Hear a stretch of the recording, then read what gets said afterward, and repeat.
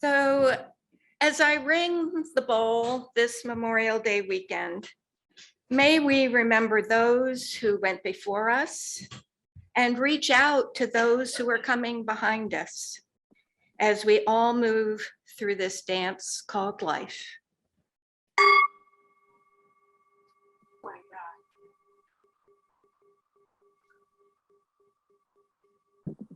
Bald head. Tiny bald head. Mm-hmm. And white hair everywhere else. Mm-hmm. Some sticking out in all directions. Mm-hmm.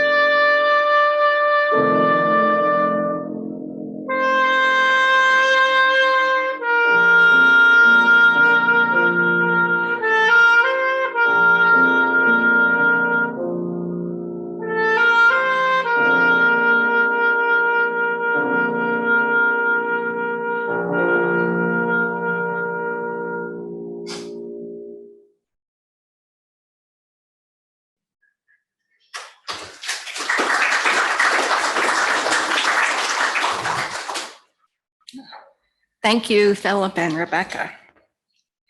Good morning and welcome to all friends, members, visitors to our folks on Zoom and our UUFE friends who may be joining us this morning. Welcome to you all to the Unitarian Universalists of the Chester River, where our mission is to inspire, inform, and support all who seek spiritual growth and a more equal and just community. No matter who you are, no matter where you are on your spiritual path or your life's journey, please know that you are welcome here in person or virtually. I'm Nancy Holland, your service leader this morning, joined with our staff and volunteers who make Sunday services possible every week. This morning, we're grateful to have Philip Dutton and Rebecca Hawk providing our music. John and David, our tech team gurus, and Reverend Sue in the pulpit this morning with her talk on traces we leave behind. So I have a couple of announcements. We're still have some blank spots on our summer discussion schedule, so please feel free to sign up. This is a great opportunity to talk about a topic of interest of yours, a hobby, a person that you've admired.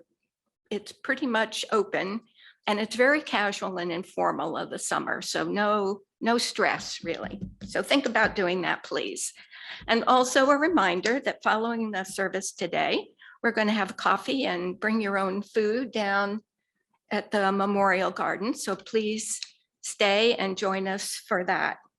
And then Sue has a couple of announcements, I believe, from Easton. Good morning. Folks from Chester River will see I have my laptop here. I'm sort of zoomed in there. It allows me to sort of see who's there. It's something I'm used to from Easton. So if the tech gets screwed up, we will turn it off. I do want to remind you, if you want to wave to everybody, I want everybody to do a big wave to the back. You have to turn around. We wave to our Easton folks. If you're online and you want to wave back, that would be cool. For some of you, we have you projected up here. And we do also have a closed caption feature for anybody who wants to use it online. Our two announcements from Easton are to remember that next week is the annual meeting. Please read the materials that come out for you over the course of the week. Our second announcement is a reminder to read the newsletter. There is a big indoor and outdoor combination cleanup over the current week. Details are in the newsletter. So does that cover us, Nancy, for the business of the day? Yes, just one more thank you for this morning. The beautiful flowers are from Nancy and Harry Hart. We thank you for those. Thank you.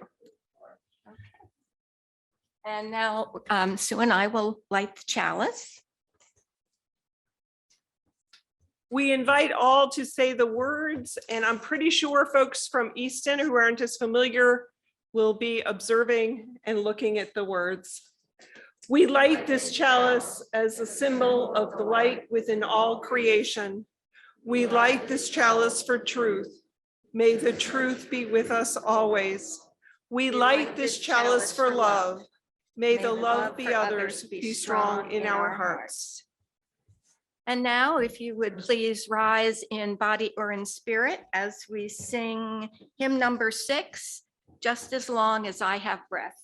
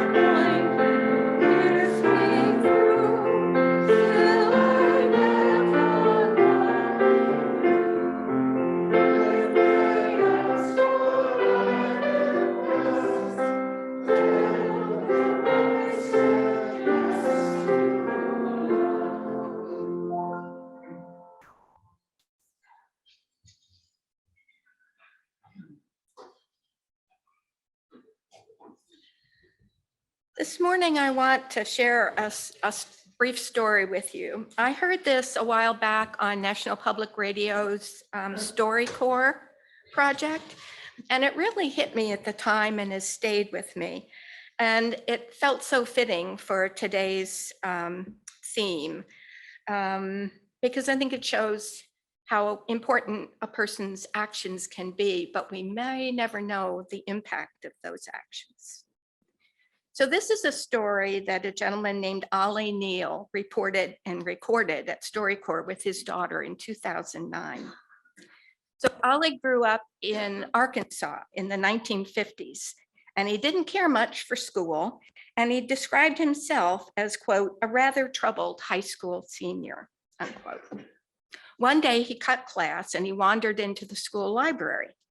He stumbled onto a book by an African-American author, Frank Yerby, and that discovery changed his life. The book was The Treasure of Pleasant Valley. I'm not familiar with it. And it had an alluring, even racy cover, especially attractive to a teenage boy. But there was just one problem. Friends of his, classmates, were volunteering at the checkout desk, 2 girls. And he knew if he took the book up there, the girls would be telling all his friends. And Ollie said, quote, then my reputation would be down because I was reading books. And I wanted them to know that all I could do was fight and cuss, end quote. Finally, Ollie decided just to steal the book, and he put it under his shirt and took it home. A week or 2 later, when he finished the book, he returned it. And he took it back to the library and he put it in exactly the same place he had found it. And he said, when I put it back, there was another book by Frank Yerby. So I thought, well, maybe I'll just read that too. So I put it under my jacket and left. He brought that back. And later, by God, there was another book by Frank Yerby. So he took that. So Ollie read 4 books that year by Yerby, checking out none of them, but always returning them. But it turned out he wasn't as successful in his stealing as he thought. Attending a 13-year high school reunion, he met the school's librarian, Mildred Grady. And she told him that she had seen him steal that very first book.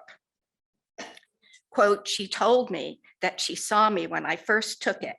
And she said, my first thought was to go over there and tell him, boy, you don't have to steal a book. You can check them out. They're free. But then she realized Ollie's situation, that he couldn't really let anyone know he was reading. So Mrs. Grady and the fellow librarian decided that if Ollie had this interest and showed interest in a book, that they would drive to Memphis, which was 140 miles away, and get him more books by Frank Yerby. And each time he stole a book, they drove to Memphis, got another one, and put it in the same place so it would be there when Ollie returned the book. And Ollie said that you had to understand that this was not an easy matter for these women because it was 1957, 58. They were African-American, driving on their own after school and on weekends, 140 miles away. There weren't that many published Black authors then, and Yerby was not so well known. So, but this, the librarian's efforts paid off. Neal became an avid reader. He went to Ollie Neal became an avid reader. He went to college, law school, and later became a judge, retiring as an appellate judge of the Arkansas Court of Appeals.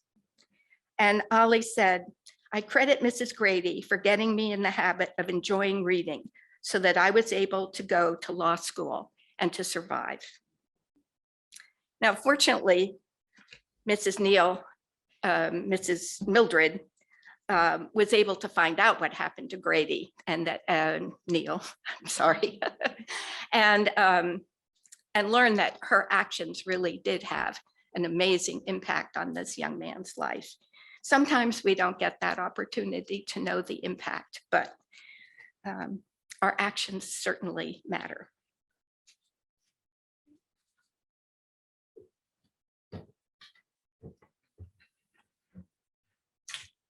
So today we are going to do a little bit of an expanded time of meditation and acknowledgements of the heart. We do this in both congregations each Memorial Day. I'm going to begin with some words for reflection. Philip is then going to play a song that he wrote, and then we'll do regular traditional joys and sorrows. If we have folks online, we will be able to hear from you as well. And then we're going to do a shared reflection for the losses over the past year. Words for meditation by Laura Horton Ludwig. Spirit of life, spirit of love, we are here because we believe what we do matters. We are here because we believe how we live our life matters, and that with every act of kindness or meanness, courage or fear, love or hate, we are weaving the fabric of the universe that holds us all. We're here together because we need encouragement, because we need strength, because so often we get distracted. We get in a rush, we don't think, we choose the easy way when the harder path is often what our spirits long for. We are here because none of us is perfect, but together we inspire one another to try again, to take another step.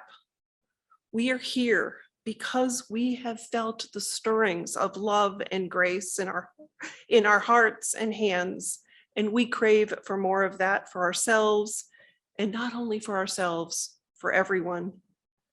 We are here because how we live matters. Blessed be.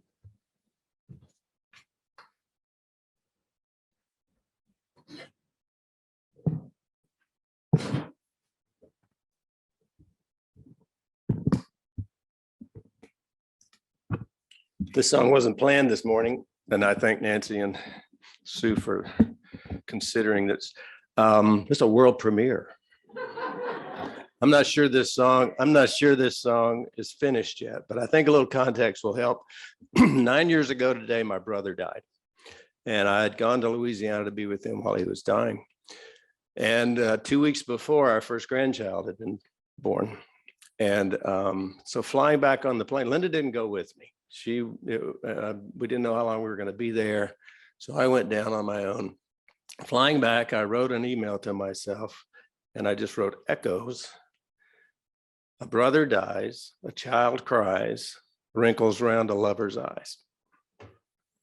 And that sat in my email inbox for 9 years until November, when we went to the Grand Canyon, and I was standing out there one day on the edge, and I clapped and the echo went out. I said, you know, it's time to finish that song. I need to write that song. So here it is.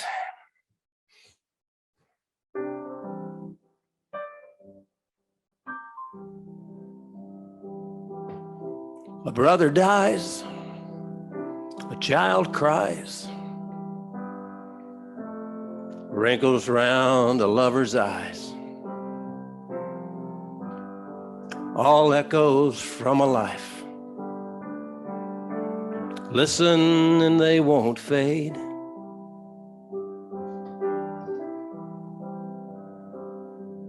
Some echoes issue from a shout, big and bold and rattle about. Others from a whisper come and linger for a lifetime.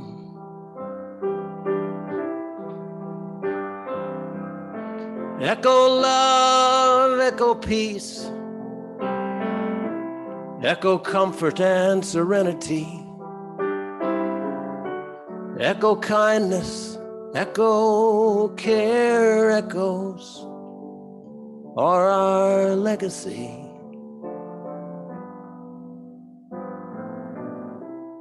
Many things we do and say will echo for another's way.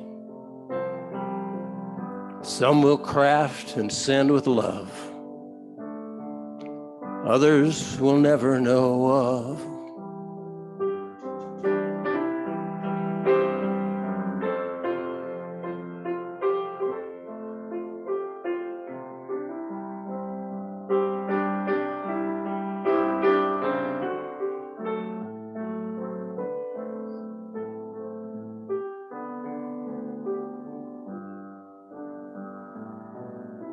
A brother dies, a child cries, wrinkles round a lover's eyes. All are echoes from a life. Listen and they won't fade.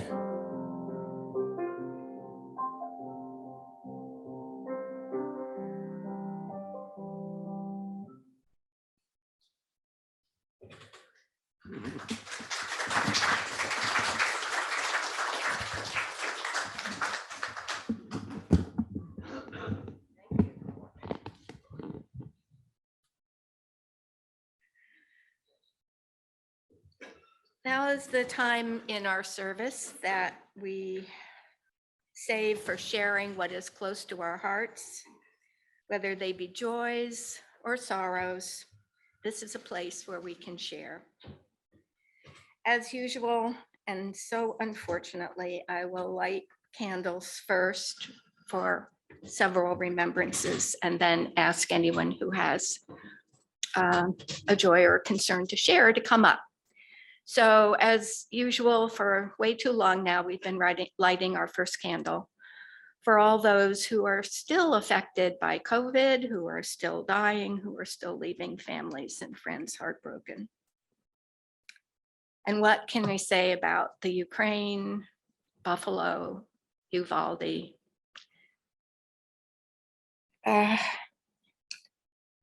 We carry them in our hearts.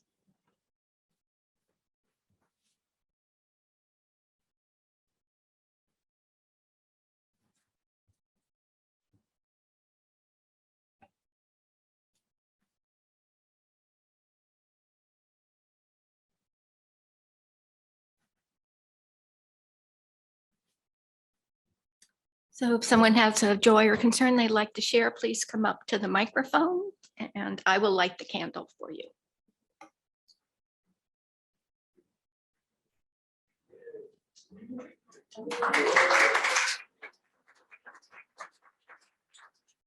Was expecting that. If I can get these off, though, my hearing aids go flying across the room. I want to give thanks to all of you who supported me in so many ways while I was in the hospital. I received emails, text messages, phone calls, cards, multiple phone calls, as a matter of fact, in support and calling Annie. So thank you so much for that. It reassured me, excuse me, that being an attorney was the right thing to do. But even more so, and to be thankful I was part of an organization such as this that's so caring, has so much compassion.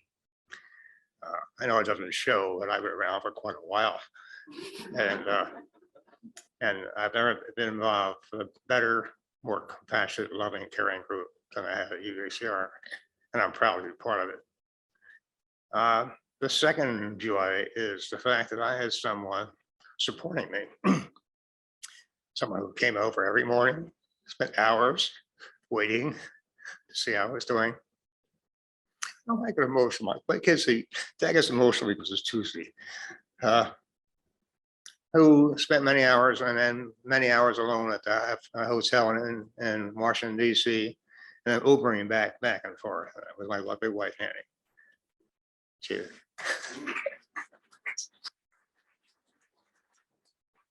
They don't come any better.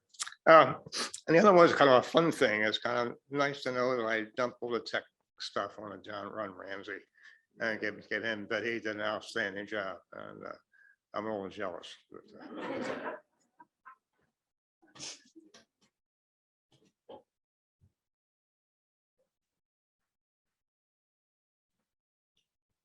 Anyone notice the handrails this morning when you came in?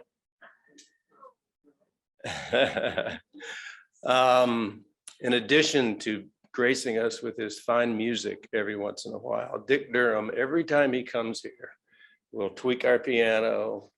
He'll go around the vents because he was an energy consultant, and he'll make sure everything's tidied up and tight. And the last time after he came and played for us, he said, Philip, those are splinters. There's splinters on those handrails out there. Somebody's going to get a splinter in their hand. Would you like me to do that, to sand that down for you?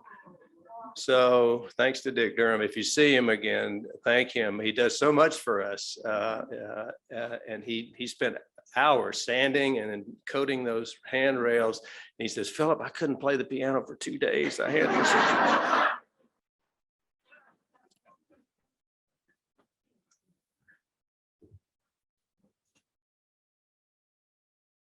Particularly after what you just shared, I have to say the joys that we get from music. Thank you, thank you, thank you all. And I want to say that I had the pleasure of hearing the chorale last week. Was it last week? 2 weeks ago? I've been gone. Which was a total wonderful experience. And I wonder if our two people who sang in that chorale or more. Three. Yeah, would you stand up and so others could maybe see who you are and maybe consult with you how brave you were? That's right, Lynn was there too also. Thank you so much. My heart.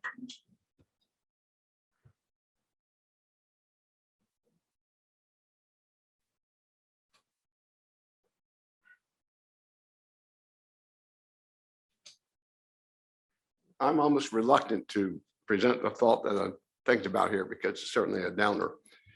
I certainly, and all of us really sympathize with the Ukrainians. They want to have their own form of government. They don't want Russia dictating to them, and the Russians are killing civilians. And we're pointing the finger, and we should. They've killed 3,000 civilians. But let's look at us. We killed 47,000 civilians in Afghanistan. We killed 100,000 in Iraq. We killed 2 million in Vietnam. We're pointing a finger, but we're pointing with a bloody hand. We need to say, what are we doing? And not just point at other people, realize that we have our own fault. Now we're turning assault weapons on killing each other. Have a happy day.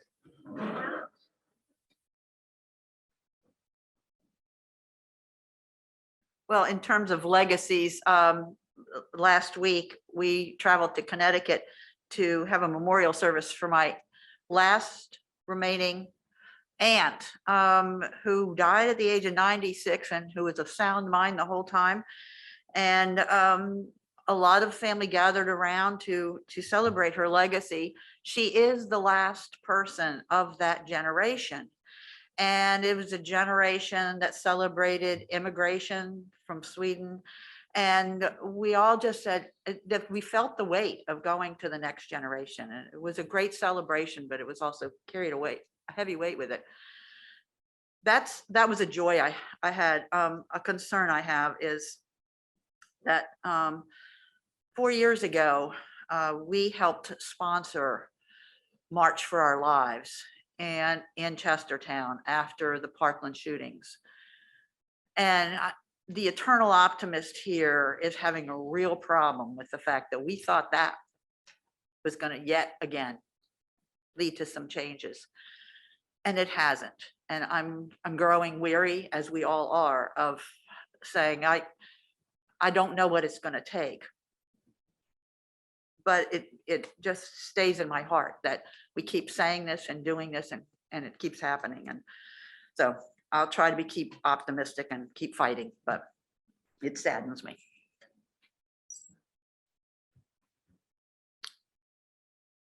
John, can you see if there's anybody online that has a joy or sorrow? Amy.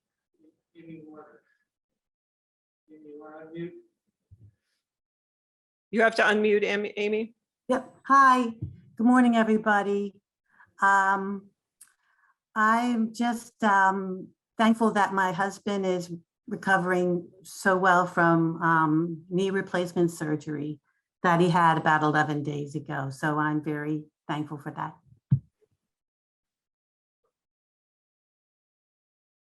Anyone else on Zoom from UUCR or UUFE?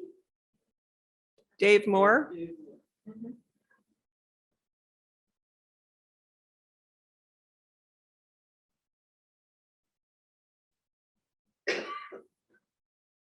Gotta unmute, Dave. Yeah, I think so too.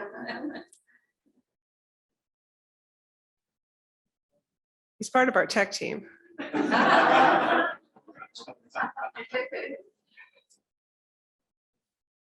All right. Sorry to miss your comments. Anyone else? Well, for all those joys and sorrows expressed, for those that remain in our hearts, maybe take a moment of silence.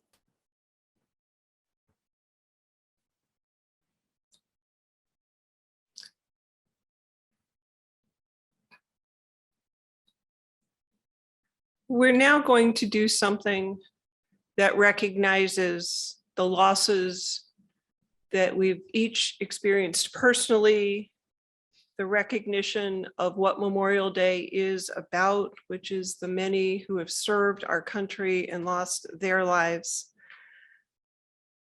Usually we stand for most of this, but for tech reasons, I'm only going to have folks stand toward the end. And I'm going to ask Nancy to light this candle that we have in front of the beautiful flowers that Harry brought. If you're at home, I encourage you to light a candle now or sometime this week. My hope in doing this is that we'll all feel the warmth of those gathered here. We have had losses in both congregations over the year. We light this candle from Easton in memory of Mary Connors. And one of our members' foster children who died this week, Aria Morgan. In Chestertown, we remember Phil Donahue, Larry Samuels, and Denise Tuntarski. We honor our other family and friends. I know we've had losses of spouses who have died. They are each missed by this community and by all who loved them. It reflects losses of parents, children, siblings, aunts, uncles, nieces, nephews, in-laws, close family friends, and colleagues. This candle holds their memories, and we hold you in your time of loss. As I said, we also hold those who serve in the military and have lost their lives in service. We hold their families in care.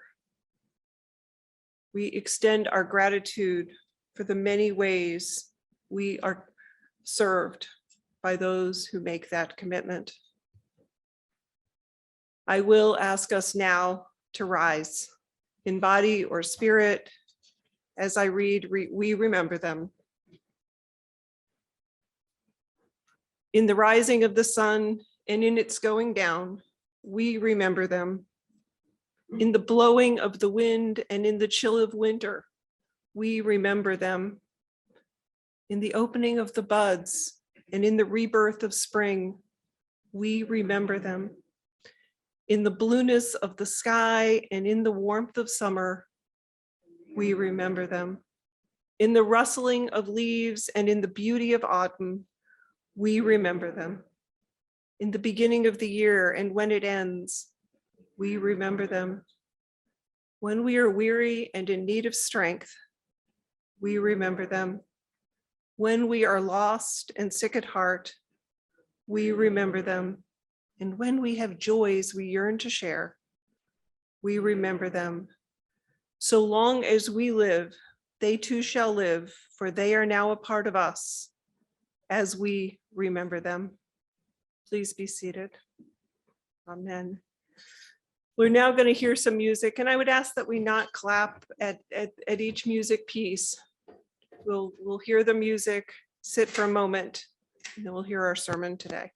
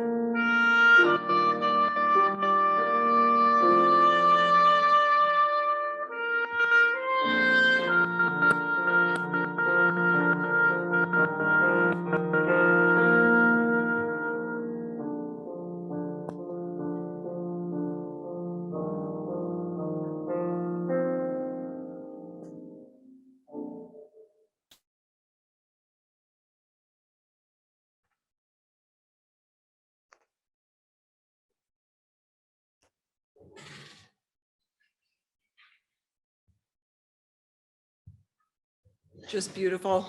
Thank you. Thank you. So the traces we leave behind, I think we all have some sort of stories that are coming to mind. When Bill, my husband, and I realized we no longer needed some big stack of piano books that we had, our kids and Bill, who took some lessons, hadn't played for years, we were trying to figure out what to do with them. And we knew the books had a bunch of stuff because you have to keep buying them for classes and somehow you can't use the same beginner book twice. So we just had a lot.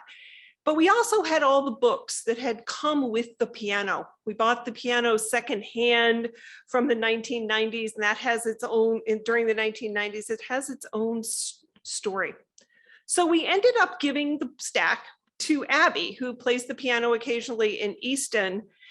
She taught piano, maybe she could use them. It was just last week we ran into Abby and she mentioned, I've been thinking about you and Bill. There was a student I had who was just determined to try some rag. She had pulled a Joplin book out of what she thinks of as the Browning stack. And there it was. We had totally forgotten we had passed those books on, but something keeps living on in them. We all leave traces in the world, small and large. These footprints we leave behind, they're reminders of all the different ways we are connected. And as Nancy said, sometimes we're aware of the dynamic, but sometimes there's a sense of mystery. We just don't know what happens, and we have to trust that all of our actions of kindness, our actions of generosity, somehow have an impact. We never are sure what's going to happen. But those are what make up our lives. How have you been affected? You affect others, but how have you been affected by the traces of others? Think of some place, someone, something, some object that has had a lasting impact on you. I'm sure that conversation at a meal could go on forever. It was when I was in my early 20s. I remember being in a kitchen at a friend's house, and her mom, who I had just was starting to trust some, she was sort of a cool lady. I was making conversation. Probably I was showing off a little bit. I shared my dilemma. I'd made a commitment to one friend for a weekend, and a better offer had come in. I think I was actually just so amazed I had two options. But without hesitation, in a very heavy New England accent, I know my husband's on, this was Elise, so he can picture her. She jumped in. To cancel on your friend, you'd have to have a very, very good reason. I was a pretty sophisticated 23-year-old at the time, and I recall the advice. I recall the clarity in her voice on sharing a principle that you follow through on commitments, period. She died this past year at the age of 90, and I wonder, even though I had told her about this, if she really ever got how much it mattered to me. But it mattered in another way as well, beyond the advice. For years, it reminded me how much kids need adults beyond their own parents to trust. Every time I'd come back and Bill and I were deciding how much energy to put in Scouts, how much energy to put in Sunday school, I remembered they needed a chance to build some other trusted relationships, because sometimes you hear things from other adults that you can't hear from your parents. Our Unitarian Universalist, our seventh principle, reminds us to affirm and promote the interdependence of all existence. And to me, these traces we leave, the way they come out, the way the ripples hit each other in ways we do and don't know, is a reminder of this interdependence. Often happens in unplanned times. We know it, we don't know how exactly we're shaped by it, but we know we are. So for me, the math nerd that you've got as your minister, when I picture the interdependent web of life, I tend to picture bunches of intersecting circles, and maybe I could draw a few lines on how they're all connected to one another. I sometimes tend to think of that almost in the present time. But all these examples that we're sharing today about piano books and the reading in the library remind us of our interdependence across time. These are times when we are affected by way things that come back before us and things that will come next. I think about climate change. Think about the traces we leave around the planet and what others have left us, good and bad, what all the other creatures on the world have left us, and think about how that will go on in the future. Another little story was Bill and I yesterday were going down by the Oak Creek Bridge. We like to see if the horseshoes have come back, the horseshoe crabs have come back. We couldn't tell if they had, and we like to think of ourselves as actually having some idea what's going on, and we could see what we think are the little tails of where they might have been there. What's amazing is horseshoe crabs bring us back 450 million years. Can't quite think about it. Before the dinosaurs, the DNA was coming forward. So things ripple through and they affect us. We are affected what came before, and then we mix those ingredients, whatever they are, with our own creativity, our own new ideas and new objects, and even new relationships are hatched. It's in the work of this living that we're always sifting through some of the traces. Ideally, we learn a bit from the mistake parts, and then we find ways to let that go. Maybe our mistake is somebody else's lesson. It's okay. Do you ever think about that? Somebody's standing up someplace telling you as the story of the unfortunate thing they learned. It's true, it's happening. So part of the reason we do all this is so that we will change. We are affected by all these ripples because we are not static beings. There's a poet, Matthew Taylor, who's actually an intern minister who died at this last year. But before he died, he wrote this poem. I can feel the change coming like growing pains. I feel the change in my bones, pulling me, stretching me, forming me into the true I am. Can you feel it? The change in our bodies as we adapt and grow and change. The weight shifting and molding to fit the evolving body we are in. Guided by faith, we trust that this too will pass. We can survive this because our ancestors survived. Can you feel your ancestors in your DNA? You, a mixture of particles that was molded to fit your spirit, to grow, and yet in some ways, we stay the same. I think of what we witness, not only of what we do on our own, but when we think back of what we witness in the past, think of the pyramids, the cathedrals, the bridges, past societies, wars, peaceful communities. Those were collective acts. So we leave our individual traces, the little horseshoe crab's individual tail, but we leave something greater. We know that our ancestors, they made changes for good and bad.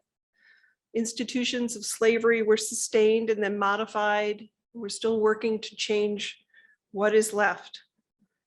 There were experiments with democracy, experiments with forms of communism. So I want to spend this last bit thinking about what is the trace we leave together and how hard it is to work together to figure out that trace. When historians look back at the trace left by Americans in the early 21st century, what will be the stories that will be told? I'm painfully aware that when I talk about everyday examples of all this giving in and giving out and the ways we are changed, I do so in the shadow of the 2 mass murders that happened in the past 2 weeks. What is being reflected in our reactions to Buffalo and Uvalde? We hear our shared horror and grief. And we hear ourselves taking stock. We know we are called to do more than offer words. We know that these shootings in houses of worship, in movie theaters, and other public spaces happen again and again. But what I want us to hear as we think of the traces we leave is that it does not need to be this way. Will we leave a trace? Will we be known for consistently challenging the roots of discrimination, bigotry, and hate? Will we work hard, even though it seems impossible, to change policies, to make the needed changes? Because change happens over time, and it happens when people trust that their actions matter.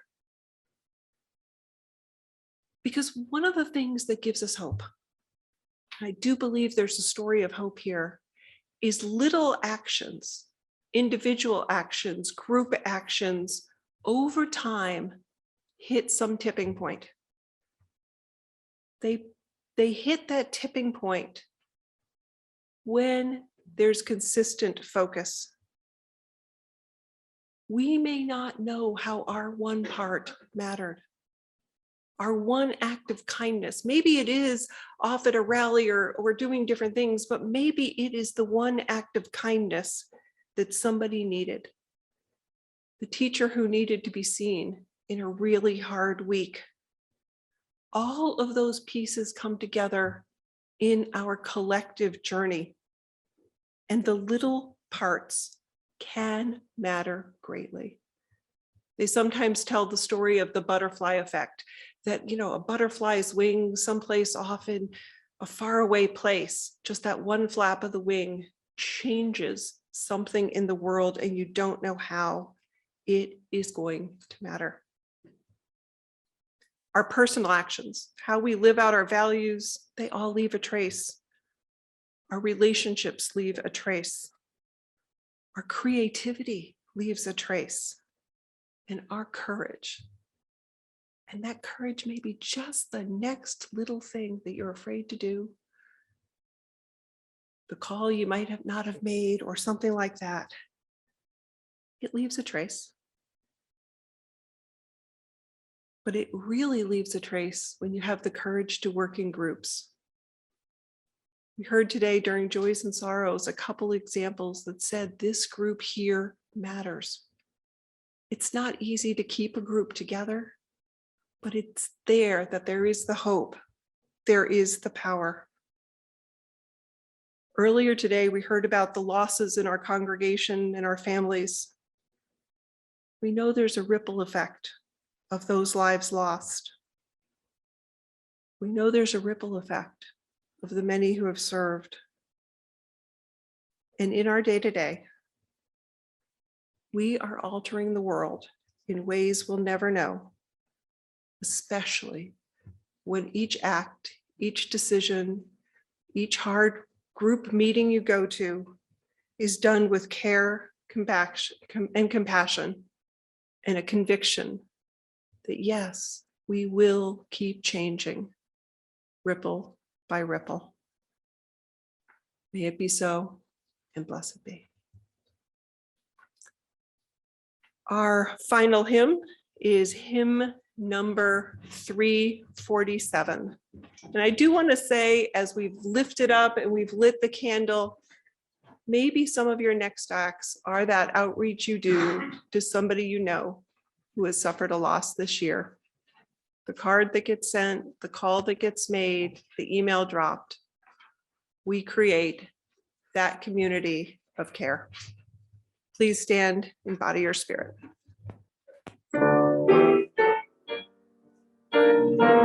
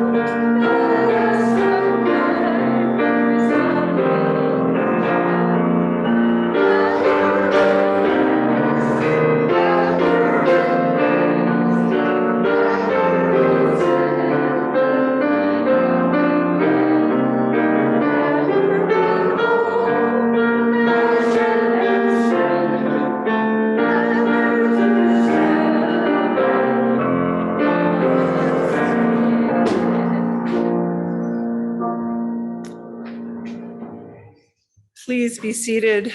Make sure I have all the right. Here we go, Nancy. Get that ready.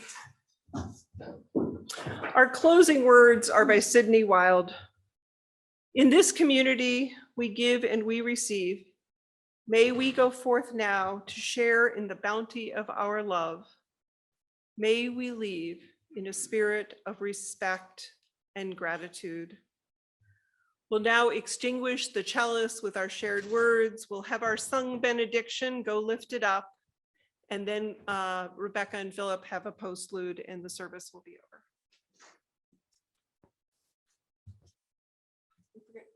Forget your little thing. Yeah, there you go. Toolkit.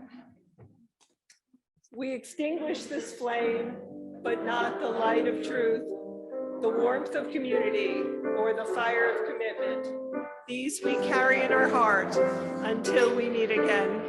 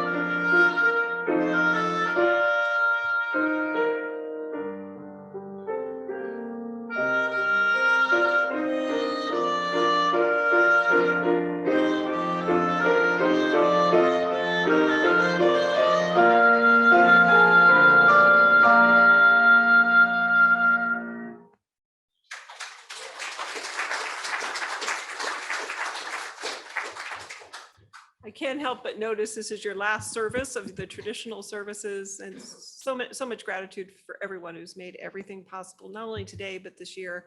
It's been a hard couple of years, and yet here we are, one tech service at a time.